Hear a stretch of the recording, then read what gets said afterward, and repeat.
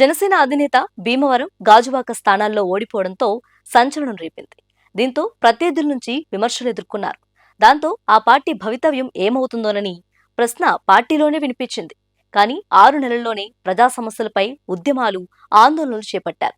ఆ తర్వాత రైతు సంక్షేమం, మహిళల రక్షణ, భూ ఆక్రమణలు వంటి అంశాలపై ప్రశ్నిస్తూ సభలు నిర్వహించేవారు.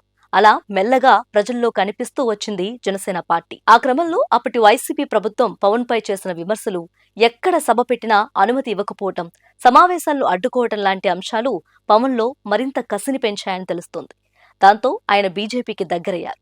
రావడమే కాకుండా క్రమంగా సనాతన ధర్మానికి తనను బ్రాండ్ అంబాసిడర్ గా చూపించుకునే ప్రయత్నం చేశారు. 2014లో పార్టీ పెట్టినప్పుడు చెగువేరాను అనుకరించే ప్రయత్నం చేసిన పవన్ కళ్యాణ్ 2024 నాటికి సనాతన ధర్మం వైపు అడుగులు వేయటం పవన్ లోని మార్పుకు చిహ్నంగా కనిపిస్తుంది. 2024 ఎన్నికల్లో కూటమి ప్రభుత్వానికి మద్దతు పలికారు. 2024 పొత్తులో భాగంగా జనసేన, టీడీపీ, బీజేపీ కలిసి కూటమిగా ఏర్పడి ఎన్నికలకు వెళ్లి వైసీపీని 11 సీట్లకే పరిమితం చేశాయి.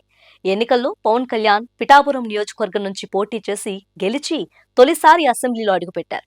కూటమి ప్రభుత్వంలో డిప్యూటీ సీఎం పదవితో పాటు పంచాయతీరాజ్, గ్రామీణాభివృద్ధి, అటవీ, పర్యావరణ, సైన్స్ అండ్ టెక్నాలజీ మంత్రిత్వ శాఖలను కూడా నిర్వహిస్తున్నారు. పవన్ వామపక్ష భావాజాలం వినిపించినా లేక హిందుత్వ రాగం ఆలపించినా కూడా సై అనేలా రాజకీయం సాగుతుందంటే దట్ ఈస్ పవన్ చరిష్మా అని చెప్పక తప్పదు.